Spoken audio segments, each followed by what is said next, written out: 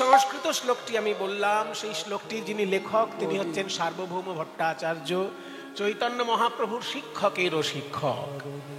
তিনি বলছেন চৈতন্যদেব বাঙালির মধ্যে এলেন কেন, বা ভারতবর্ষে জন্মগ্রহণ করলেন কেন।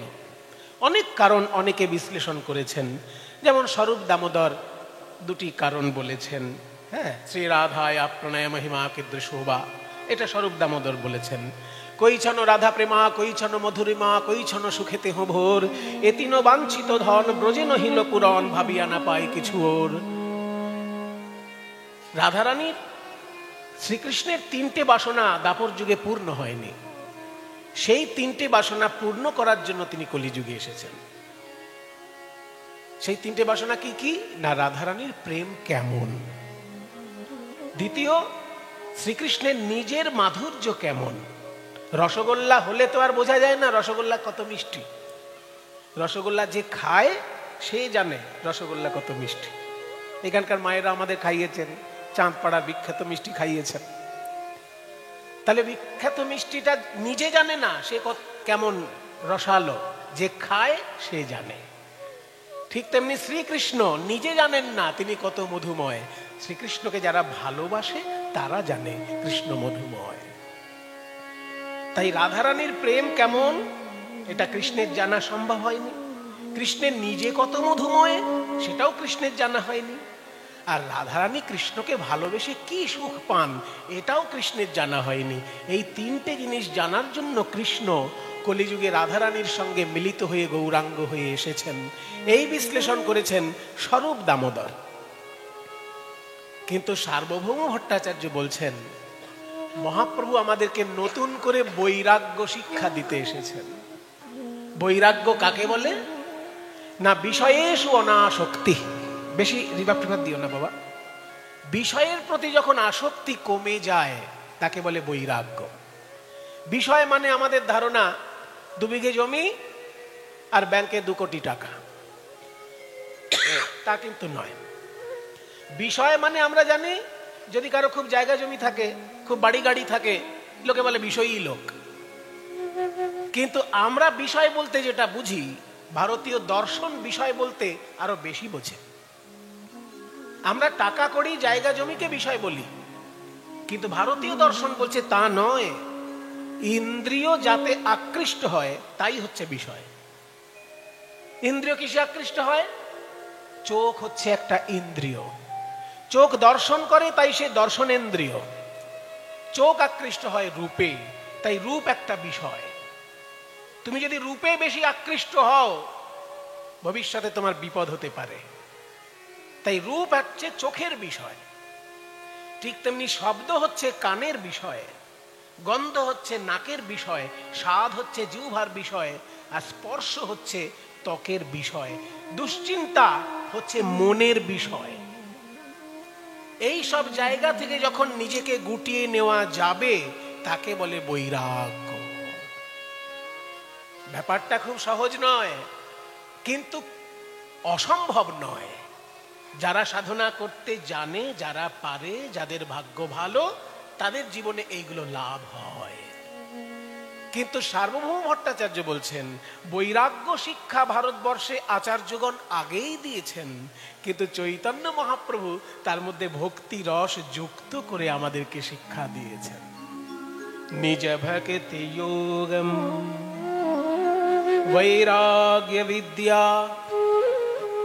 বৈরাগ্য বিদ্যা শেখানোর জন্য তাঁর আশা। বৈরাগ্য বিদ্যা আমাদের কোথাও শেখানো হয় না বাবা। আপনারা সবাই তো স্কুলে পড়েছেন, আমরা যেমন স্কুলে পড়েছি আপনারাও তো স্কুলে পড়েছেন। কেউ মাধ্যমিক অবধি পড়েছেন, কেউ উচ্চ মাধ্যমিক, কেউ MA পাস, কেউ BA পাস, যা হোক পড়েছেন তো। কিন্তু স্কুল কলেজে কোথাও কি বৈরাগ্যের কোনো ক্লাস হয়েছে কোনোদিন?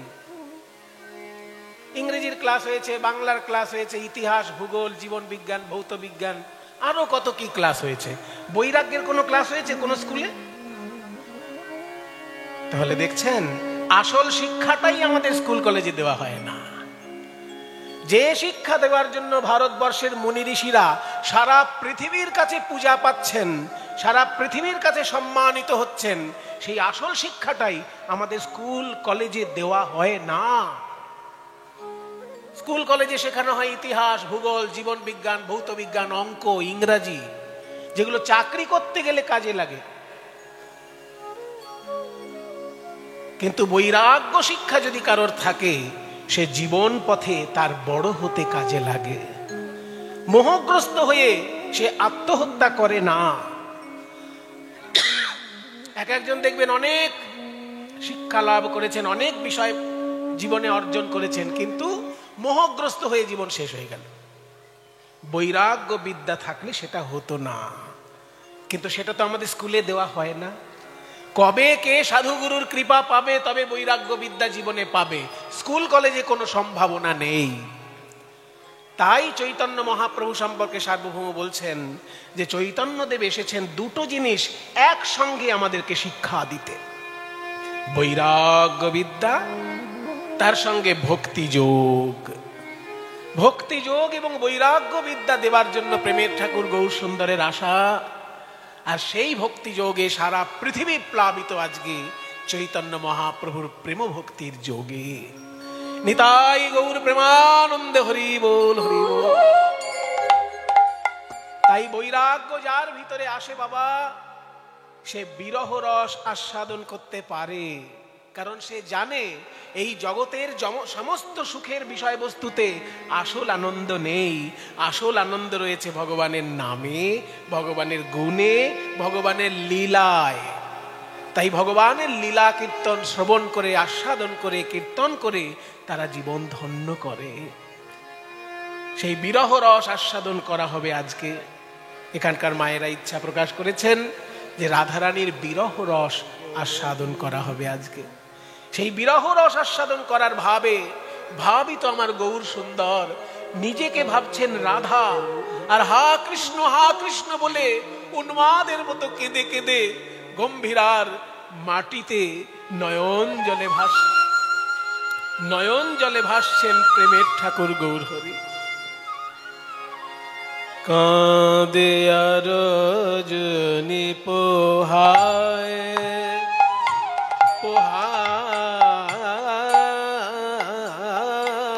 গো,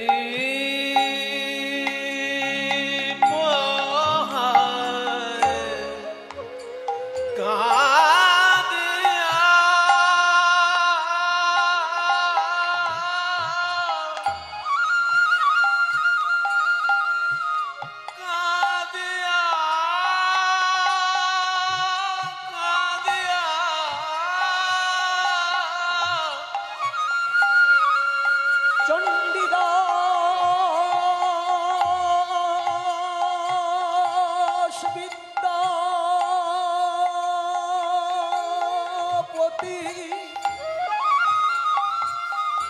রায়ের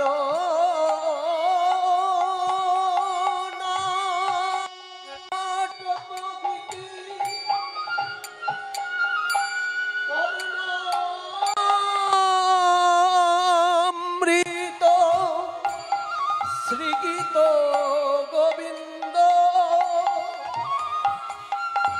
স্বরূপ রামানন্দ সনে মহাপ্রভু রাত্রি দিনে গাই শোনে পরম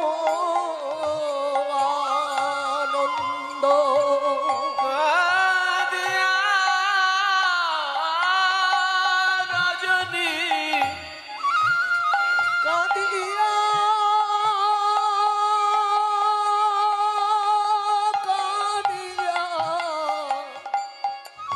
কাদিয়া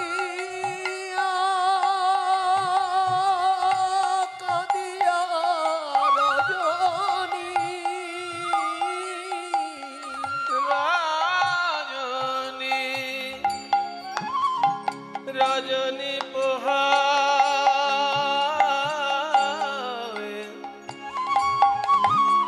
রজনী পোহায় কাঁদিয়া কাঁদিয়া কাঁদিয়া কাঁদিয়া রজনী পোহায় রজনী পোহায় কাঁদিয়া রজনী পোহায় আমার গোরা রজনী পোহায় রজনী পোহায় রজনী পোহায় নিদ নিদ নিদ নিদ বমগা সানি দপ রে সানি দপ গা রে সানি দপ গা রে সানি দপ দপ মগ সা সা গা গা মা মা পা পা দা নি সা রে সানি দপ মগা গোরা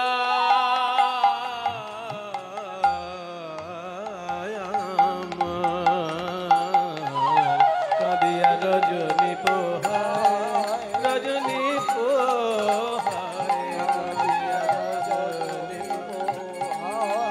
আমার গোরা রজনী পোহায় রজনী পোহায় রজনী পোহায়।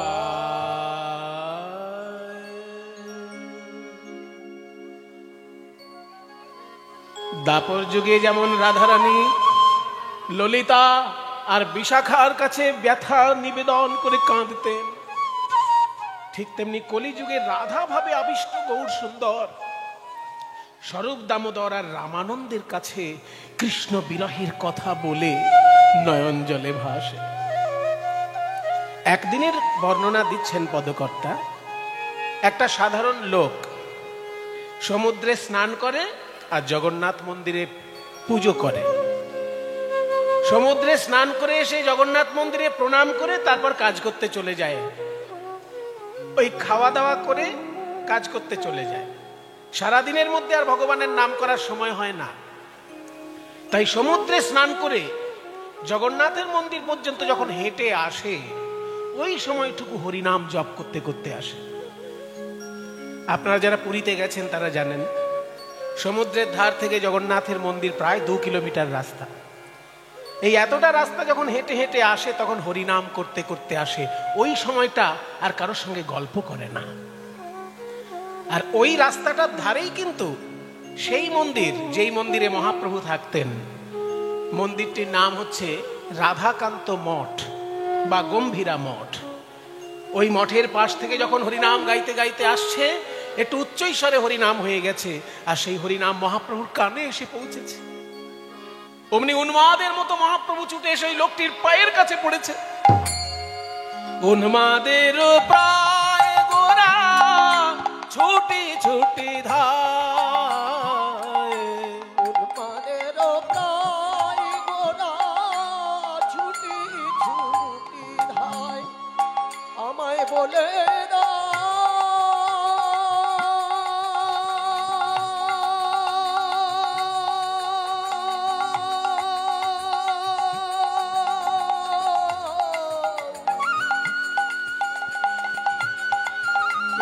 এই নাম শুনাইলে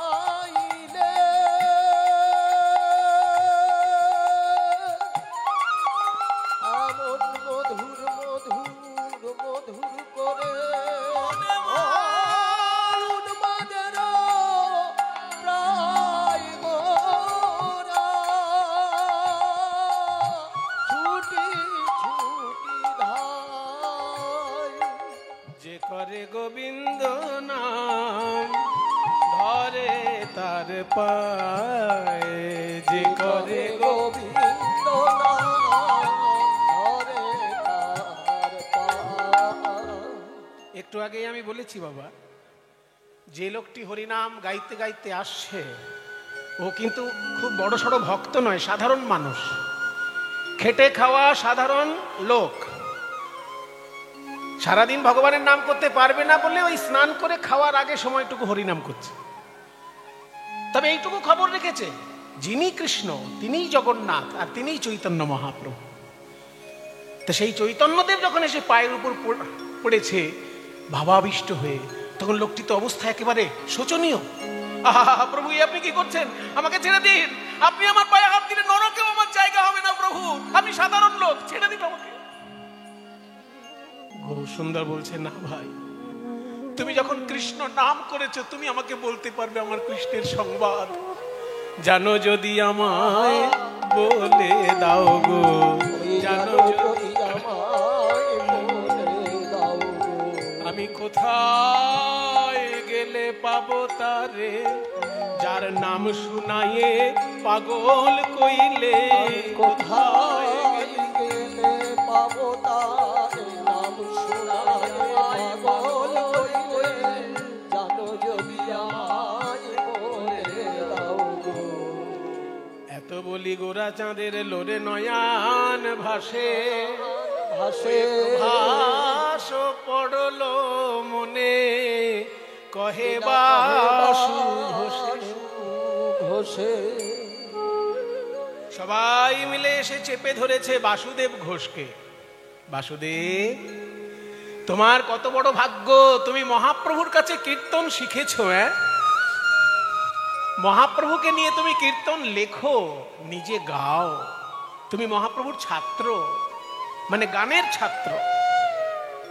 তুমি আমাদের একটু খুলে বলো, কেন মহাপ্রভু ওই সাধারণ লোকটির পায়ে হাত দিয়ে কাঁদছে?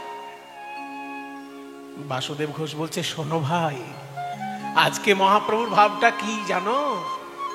মহাপ্রভু নিজেকে ভাবছেন রাধা, আর যে লোকটির মুখে কৃষ্ণ নাম শুনছেন তাকে ভাবছেন নারদ মুনি। বৃন্দাবনে রাধা রানী যখন 100 বছর ধরে কেঁদেছিলেন, হা কৃষ্ণ প্রাণ কৃষ্ণ বলে, 100 বছরের কান্না, সেই 100 বছরের কৃষ্ণ বিরহ গৌরসুন্দরের হৃদয়ে উদয় হয়েছে। তারপর যখন নারদ মুনি এসেছিল, রাধারানী কেঁদে বলেছিলেন, হে নারদ, আমার প্রভুর সঙ্গে কি আমার মিলন হবে না? নারদ বলেছিল, রাধে, তোমার সঙ্গে তোমার বধূর যদি মিলন ঘটাতে পারি তবেই আমার নাম নারদ। নারদ মুনি ব্যবস্থা করেছিলেন রাধা কৃষ্ণের মিলন ঘটানোর। সেই লীলা আজকে মহাপ্রভুর মনে পড়েছে, তাই নিজেকে ভাবছেন রাধা, আর যে লোকটি কৃষ্ণ নাম গাইছে তাকে ভাবছেন নারদ মুনি। সেই প্রভাস তীর্থে রাধা কৃষ্ণের মিলন ঘটিয়েছিল নারদ, সেই লীলা মনে পড়েছে। वासांसि जीर्णानि यथा विहाय नवानि गृह्णाति नरूपराणि तथा शरीराणि विहाय जीर्णानि अन्यानि संयाति नवानि देहि। ভগবান শ্রীকৃষ্ণ গীতায় বলছেন, ঠিক বাচ্চা ছেলেদেরকে যেভাবে বুঝান মায়েরা, সেইভাবে অর্জুনকে বুঝাচ্ছেন শ্রীকৃষ্ণ। আমরা যেমন পুরনো জামা কাপড় ছেড়ে আবার নতুন জামা কাপড় পরতে ভালোবাসি, ঠিক তেমনি আমাদের আত্মা যখন দেহরূপী পোশাক পরে তখন তাকে বলা হয় জন্ম, আর দেহরূপী পোশাকটা যখন ত্যাগ করে তাকে বলা হয় মৃত্যু। কিন্তু বিষয়টা এত সহজ হলেও আমাদের মন এত সহজে মেনে নিতে চায় না। তাই শাস্ত্র বলছে, ভক্ত কখনো মুক্তি চায় না। ভক্ত সেবা সুখে এত আনন্দ পায় যে সেবা করার জন্য সে বারবার জন্মগ্রহণ করতে চায়। যারা যোগী বাবা, যারা ব্রহ্মজ্ঞানী, তারা ভগবানের কাছে মুক্তি প্রার্থনা করেন যে মায়ার বন্ধন থেকে আমাকে মুক্ত করে দাও, তোমার সঙ্গে আমার মিলন ঘটিয়ে দাও। এই হচ্ছে যোগী বাবা এবং ব্রহ্মজ্ঞানীদের প্রার্থনা। কিন্তু ভক্ত যদি ব্রহ্মজ্ঞানীও হয়ে যায়, ভক্ত যদি যোগে সিদ্ধি লাভও করে, তবু ভক্ত কখনো মুক্তি চায় না। কারণ ভক্ত জানে, আমি যদি মুক্তি লাভ করে ঈশ্বরের সঙ্গে একাকার হয়ে যাই, তাহলে সেবা করার যে সুখ, সেই সুখ আমি কোনোদিন আর পাবো না। সেবা সুখে ডুবে থাকার জন্য ভক্ত বারবার জন্মগ্রহণ করতে চায়।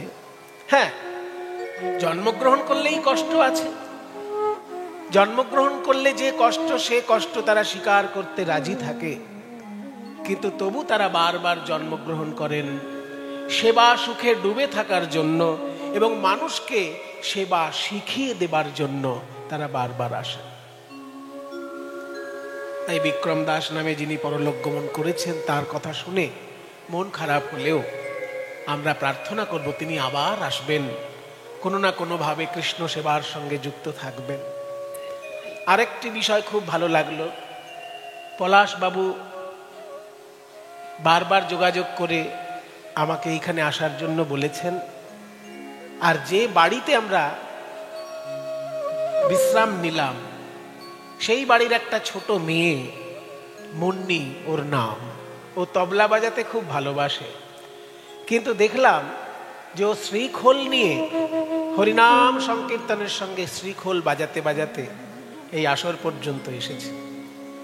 এটা খুব শিক্ষামূলক একটা বিষয় যে তবলা যদি কেউ বাজাতে ভালোবাসে, সে যেন সমানভাবে শ্রীখোলটাকেও বাজাতে ভালোবাসে। তা না হলে সে তবলা বাদক হিসেবে হয়তো বিরাট নাম করতে পারে, কিন্তু বাঙালি সঙ্গীত সাধক হিসেবে সে পরিপূর্ণ সফল নয়।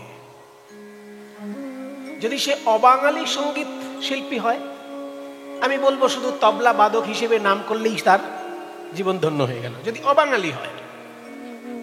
কিন্তু বাঙালি তবলা বাদক যদি হয়, সে যতক্ষণ না শ্রীখোলে হাত দিচ্ছে ততক্ষণ বাঙালি শিল্পী হিসেবে সে কিন্তু সম্পূর্ণ শিক্ষা লাভ করেনি। কারণ চৈতন্য মহাপ্রভুর যে অবদান, যে প্রেমের আন্দোলন, যে ভক্তির আন্দোলন, ব্রাহ্মণকে তার অহংকারের মঞ্চ থেকে নামিয়ে আনা এবং শূদ্রকে টেনে নিয়ে ব্রাহ্মণের সম্মান পাইয়ে দেওয়া, এই যে এত বড় একটা ভাবান্দোলন মহাপ্রভু ঘটিয়েছিলেন বাংলার বুকে, তার প্রধান উপকরণ ছিল সংকীর্তন, আর সংকীর্তনের প্রধান বাদ্যযন্ত্রই হচ্ছে শ্রীখোল। কাজেই তবলাবাদক হিসেবে যদি আপনি খুব বড় শিল্পী হন, আপনি যদি অবাঙালি হন, আমার বলার কিছু নেই, কিন্তু আপনি যদি বাঙালি হন, যতক্ষণ না আপনি শ্রীখোলেও হাত সাধনা করছেন, ততক্ষণ কিন্তু বাংলার শিল্পী হিসেবে আপনার জীবন সম্পূর্ণ নয়। কারণ চৈতন্য মহাপ্রভুর অবদান আপনি আপনার জীবনে গ্রহণ করলেন না, আপনার জীবনটা কিন্তু অসম্পূর্ণ থেকে গেল। তাই আমার খুব ভালো লাগলো, একটি ছোট্ট মেয়ে তবলায় খুব সুন্দর অভ্যাস করে বাজনা, কিন্তু সে খোল ঘাড়ে করে বাজাতে বাজাতে এই আসর পর্যন্ত হরিনাম সংকীর্তনের সহযোগিতা করেছে। তাকেও আশীর্বাদ করি, ভগবানের কাছে প্রার্থনা জানাই সেই সঙ্গীত শিক্ষায় আরও অগ্রগতি লাভ করুক এবং আমাদের বাংলার যে সর্বশ্রেষ্ঠ সঙ্গীত এই কীর্তন গান, সেটা যেন আমরা মর্মে মর্মে উপলব্ধি করতে পারি। নিতাই গৌর প্রেমানন্দে, হরি বল হরি বল। তাই প্রভাস পড়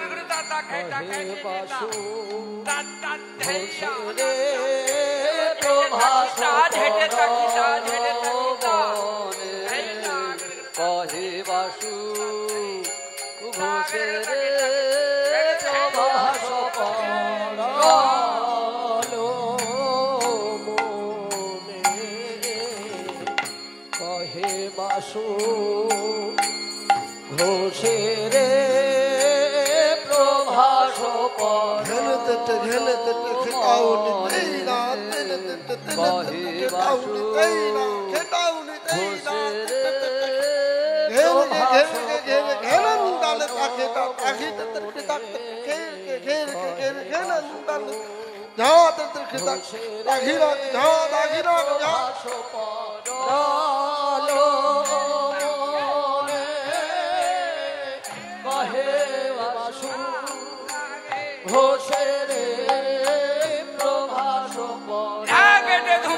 তাকে তাকে ধোমা কেটে তাকে ধোমা কেটে তাকে তাকে তাকে ধোমা কেটে ধা কেটে ধোমা কেটে কোদি খেলে ধা কোদি খেলে ধা ধা কেটে কহে বাসু ঘোষে রে প্রভাস পরল মনে কহে বাসু ঘোষে রে প্রভাস পরল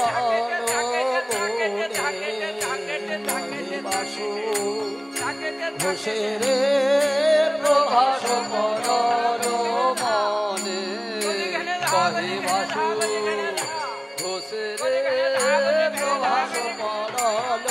মনে কহে বাসু ঘোষে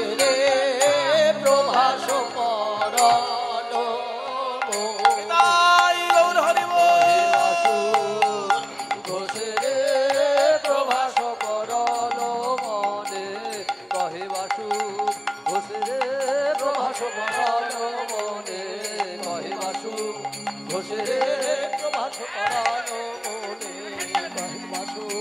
ঘোষে রে প্রভাস পরল মনে কহে বাসু ঘোষে রে প্রভাস পরল মনে কহে বাসু ঘোষে রে প্রভাস পরল মনে কহে বাসু ঘোষে রে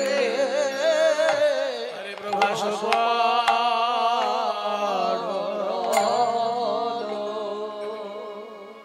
চলুন আমরা মধুময় বৃন্দাবনে যাই। 100 বছরের বিরহ বৃন্দাবনে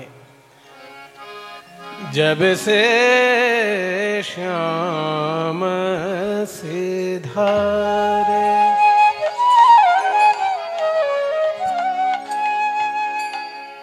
सिधारे श्याम सिधारे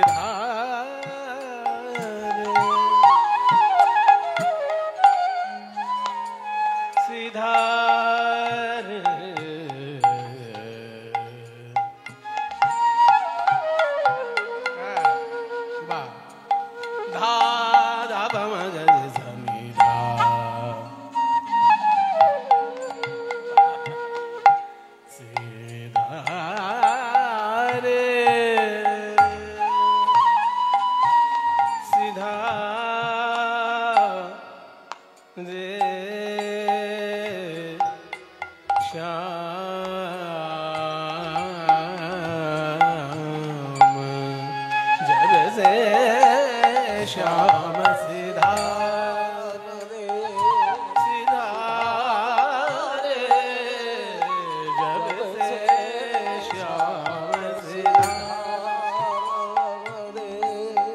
ভাষাতে বিরহের গান হয় মা।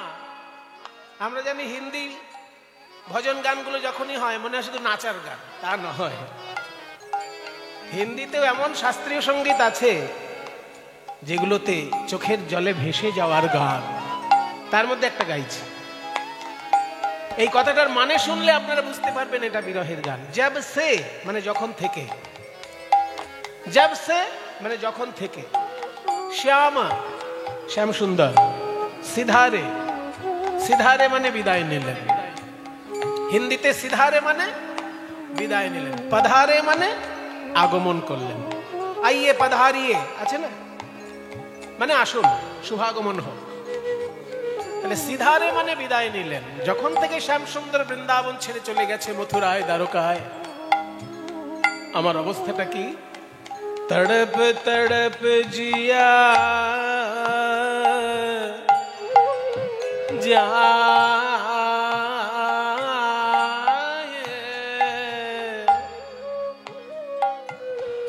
छटपट छटपट करे আমার যেন প্রাণ যায়।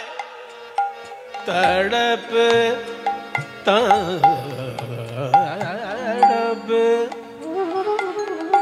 तड़प तड़प जिया जाए, जिया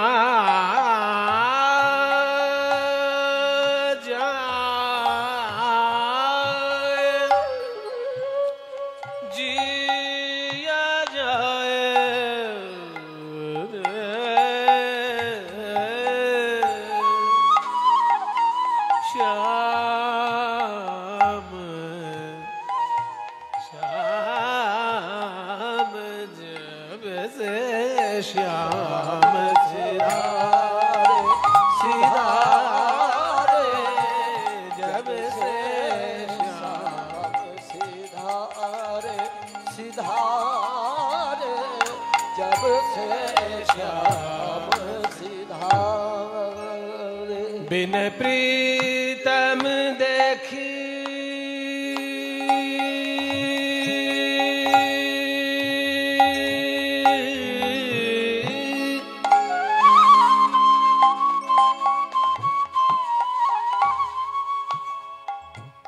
बिन प्रीतम देखी मन प्रियोतमों के देखते ना पे ये मेरा प्राण जावत है, अमर प्राण बुझ जाए सखी। बिन प्रीतम देखी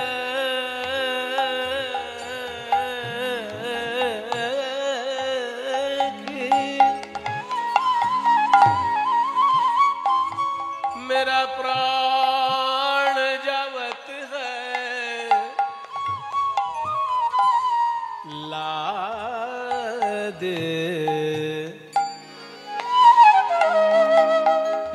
दे मैंने इन्हें दाओ, ला दे इन्हें दे रे अमाय। प्रीतम प्रीतम प्रीतम प्यारे प्यारे जब से श्याम सिधारे सिधारे, जब से श्याम सिधारे सिधारे, जब से श्याम सिधारे। এবার কাফি রাগের মধ্যে মিশ্রণ।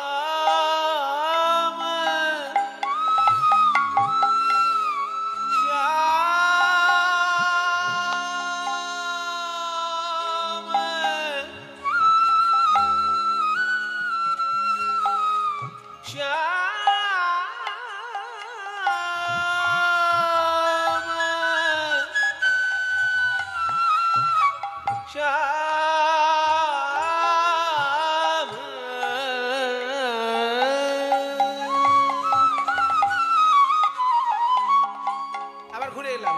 শ্যাম সিধারে শ্যাম সিধারে শ্যাম শ্যাম সিধারে সিধারে, जब से श्याम सिधारे सिधारे, जब से श्याम सिधारे सिधारे सिधारे सिधारे, जब से श्याम सिधारे सिधारे, जब से श्याम सिधारे।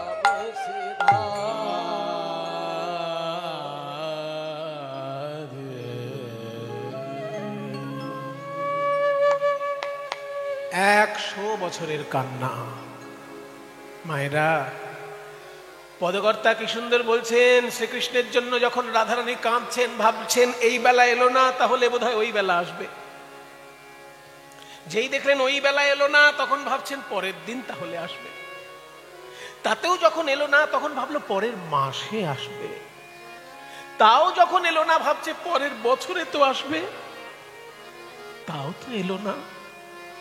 এখনো তখনো করি দিবস ঘুমাইনু, দিবস দিবস করি মাসা, মাসা মাসা করি বরস ঘুমাইনু, ছোড়নু জীবন কি আশা। আমার গোবিন্দ বুঝি আর আসবে না রে, আর বোধহয় আসবে না। মায়েরা, কিছু মনে করবেন না মায়েরা, যাদের স্বামী পরলোক গমন করেছেন, সেই রকম মা জননী যারা আছেন, তাদের যদি মনে কোনো দুঃখ উদয় হয়, তখন স্বামীর ছবিটার কাছে গিয়ে দুঃখের কথা বলেন। ছবিটার সামনে দাঁড়িয়ে বলে, ওগো তুমি এই বাড়ির কর্তা, তুমি যদি আজকে বেঁচে থাকতে, তাহলে কি আজকে আমাকে এই দুঃখের দিন দেখতে হতো? ঠিক তেমনি রাধারানী গোবিন্দের চিত্রের কাছে গিয়ে দুঃখ নিবেদন করছেন। তবে চিত্রটা উনি নিজে হাতে আঁকছেন। শ্রীকৃষ্ণের ছবিটা এঁকে সেই ছবির কাছে দুঃখ নিবেদন করবেন। ছবিটা আঁকছেন কি করে? বিরহের পদ। ভাবছিলেন বদন থেকে আঁকা শুরু করব? না না না, চরণ থেকে আঁকা শুরু করব। না না না, চরণও আঁকলেন না, বদনও আঁকলেন না, শুরু করলেন আঁকা। আরে কেবা ধনী আমার কৃষ্ণ,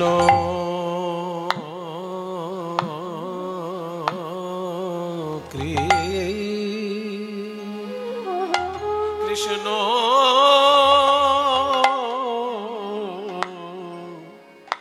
কৃষ্ণ বলি,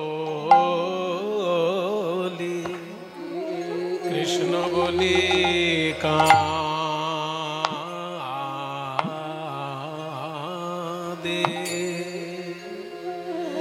বাহু বাহু তুলি, বাহু তুলি বলে প্রাণ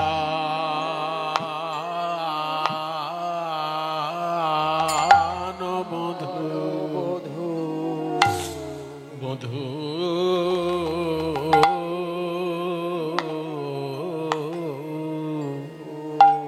প্রাণ বধূ গেল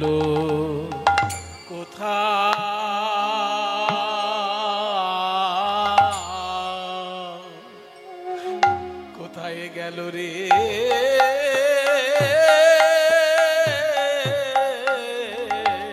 আমার প্রাণ বধূ, ধনী আমার কৃষ্ণ, মৃত্তিকা মৃত্তিকা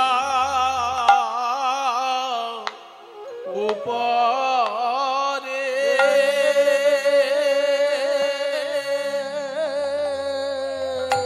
শ্যামের মূরতি,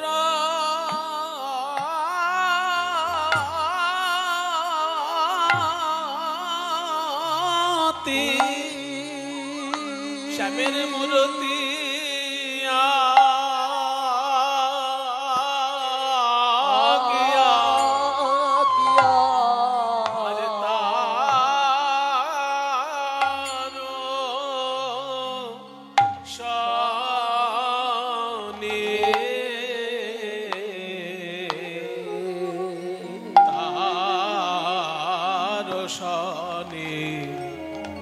কহে কথা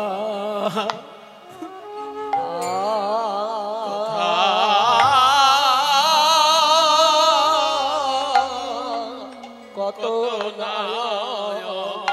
অন্তরে ব্যথা, অরে কিবা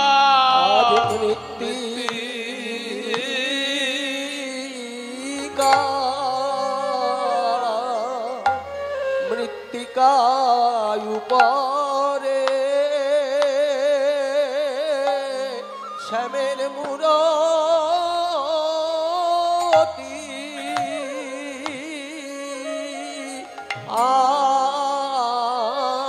আকিয়া মৃত্তিকায় উপরে শ্যামের মূর্তি আঁকিয়া রায় ধ্বনি বলে পরাণ বধূ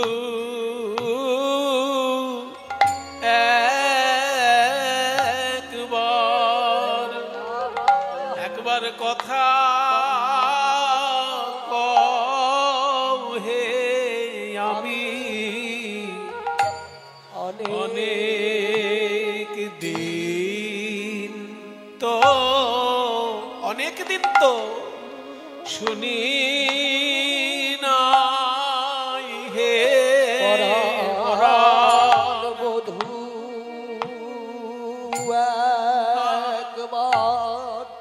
একবার কথা কও হে আমি অনেক দিন তো শুনি নাই হে ওগো বধূ একবার কথা বলো বধূ একবার কথা বলো তোমার কথা তো কথার কথা নয় কথার কথা তোমার কথা হলো ব্যথা জুড়ানো কথা ব্যথা জুড়ানো কথা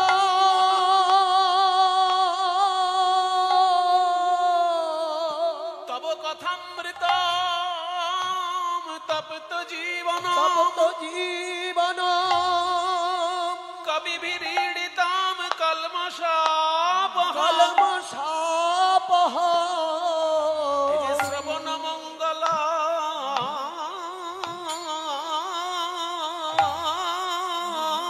শ্রীমদা তত ভুবির্ণন্তিতে ভুরিদজনা তোমার কথায় ওই মধুর বাণী শুধু মধুর বাণী নয় শুনলে জীবের মঙ্গল হয় আর যারা শ্রীকৃষ্ণের কথা শুনে নয়ন জলে ভাসে তাদের নরজীবন ধন্য হয়ে যায় তারা গোবিন্দের চরণ পায় এই মধুর কথায় অনেক দিন শুনে নাই বলো বলো পরাণ বধূ একবার কথা বলো আমি অনেক দিন তো বধূ কথা হে আমি বধূ একবার কথা কও হে অনেক দিন তো শুনি নাই পরাণ বধূ একবার কথা কও হে আমি অনেক দিন শুনি নাই পরাণ বধূ একবার কথা কও হে অনেক দিন তো শুনি নাই পরাণ বধূ একবার কথা কও হে অনেক দিন তো শুনি ওহে নাই ওহে আমার সোনার বধূ বিদায় গৌর হরি বল। কথা কও হে হে আমার সোনার বোধ পরাণ বধূ একবার কথা কও হে